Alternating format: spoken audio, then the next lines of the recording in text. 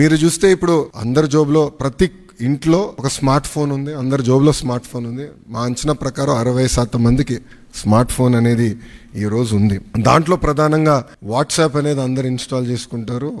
మీరందరూ కూడా వేలాది గ్రూపుల్లో ఉంటారు. నాకు కూడా ప్రభుత్వం పొరపాట్లు చేస్తే నాకు కూడా ఇక్కడ ఉన్న మీడియా మిత్రులతో సహా ప్రజలు కూడా మెసేజ్లు చేస్తాం జరిగింది. సో అప్పుడు నాకు వచ్చిన ఆలోచన అంటే యువగలం పాదయాత్రలోనే లేదు, వాట్సాప్తో వర్క్ చేయాలి, అదొక ప్లాట్ఫామ్, అందరు వాడే ప్లాట్ఫామ్ అని ఆలోచించి నేను సంధ్య గారికి మేము అవుట్ రీచ్ చేసి కలిసిన తర్వాత ఒక ఇనిషియల్ డిస్కషన్ అయిన తర్వాత వాళ్ళు ఏమన్నారంటే ప్రపంచంలోనే ఎక్కడ ఇన్ని సర్వీసెస్ ఒకేసారి ఒకే ప్లాట్ఫామ్ అయినా తీసుకురాలేదు, బిట్స్ అండ్ పీసెస్ వచ్చినాయి. సో ఆర్టీసీ చేసి ఉండొచ్చు, లేదంటే మున్సిపాలిటీ చేసి ఉండొచ్చు, ఎవరు వాళ్ళు చేశారు.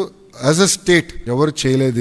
ఇది వన్ ఆఫ్ ఇట్స్ కైండ్. మీరు చేయగలుగుతారా, అవుతుందా, మార్పు మీరు సిస్టమ్ లో తీసుకురాగలుగుతారా అని నేను అడిగారు. సో అక్టోబర్ 22, 2024లో ఢిల్లీలో MOU ఒప్పందం కుదుర్చుకుంటాం జరిగింది. ఆ రోజు నేను ఛాలెంజ్ స్వీకరించాను. డిసెంబర్ నెలాఖరికల్లా లాంచ్ చేస్తామని నేను చెప్తాం జరిగింది. అంటే MOU సంతకం పెట్టిన 3 నెలలు 9 రోజుల తర్వాత ఇది లాంచ్ చేస్తాం జరిగింది.